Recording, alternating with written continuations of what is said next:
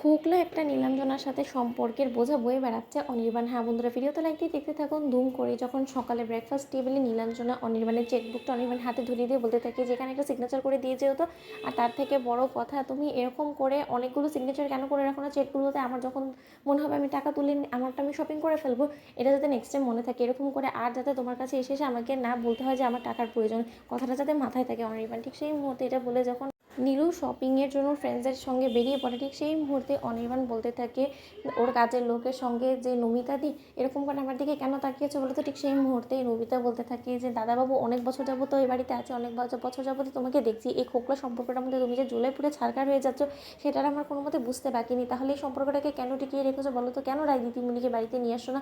রায় দিদিমণির সাথে তোমার এখনও পর্যন্ত ডিভোর্সও হয়নি, আর তোমাদের ফুটফুটে একটা মেয়ে আছে, সেই মেয়ে সন্তানের কথা তুমি কী করে ভুলে যেতে পারো বলো তো? তার দিক থেকে তুমি কেন মুখ ফিরিয়ে নিলে বলো?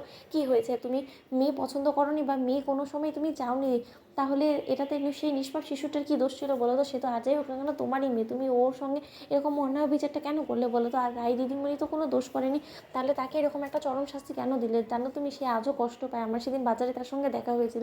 ঠিক সেই মুহূর্তে অনির্বাণ মনে মনে বলতে থাকে যে সাদে কি আর আমি রাইকে কষ্ট দিয়ে আমি আমার মেয়েকে আমার নিজের কাছ থেকে দূরে সরিয়ে রেখেছি শুধুমাত্র রাই সেদিন আমি তোমাকে বাঁচিয়ে রাখার জন্য এবং আমার মেয়েকে পৃথিবীতে সুস্থ সবলভাবে বাঁচিয়ে রাখার জন্য আমি তোমাকে মিথ্যে বলেছিলাম যে আমি কোনোদিনও মেয়ে সন্তান চাইনি, আমি রীতিমতো মেয়ে সন্তানকে ঘৃণা করি, আমি ছেলে চেয়েছিলাম, এবং সেই অপরাধটুকু মাথা নিয়ে তুমি আমার দিক থেকে মুখ ফিরিয়ে নিয়েছিলে, এবং সেই অপরাধটুকু তুমি যেটা করোইনি তার সত্ত্বেও আমি তোমাকে শাস্তি দিয়েছি, কারণ আমি কোনো মতেই চাই না যে তুমি আমার সংস্পর্শে থাকো এবং তুমি আমার পাশে থেকে তোমার এবং আমার সন্তানের কোনোরকম কোনো ক্ষতি হোক। সেদিন যদি নীলাঞ্জনা আমাকে সেই শর্তটা না দিত যে যে কোনো বিনিময়ে ও আমাকে চায় এবং আমার ওর না হলে তো তোমাদেরকে ও এই পৃথিবীতে রাখবে না, তাহলে হয়তো বা আজকে আমাদের সম্পর্কটা খুব সুন্দর হতো, আমাদের ছোটোখাটো একটা সুন্দর ফ্যামিলি থাকতো। কিন্তু আমার তো সেই কপাল নেই, কিন্তু তার থেকেও বড় কথা দূরে থেকেও তুমি ভালো থাকো সেটাই আমি চাই, সেটাই আমি ঈশ্বরের কাছে প্রার্থনা করি।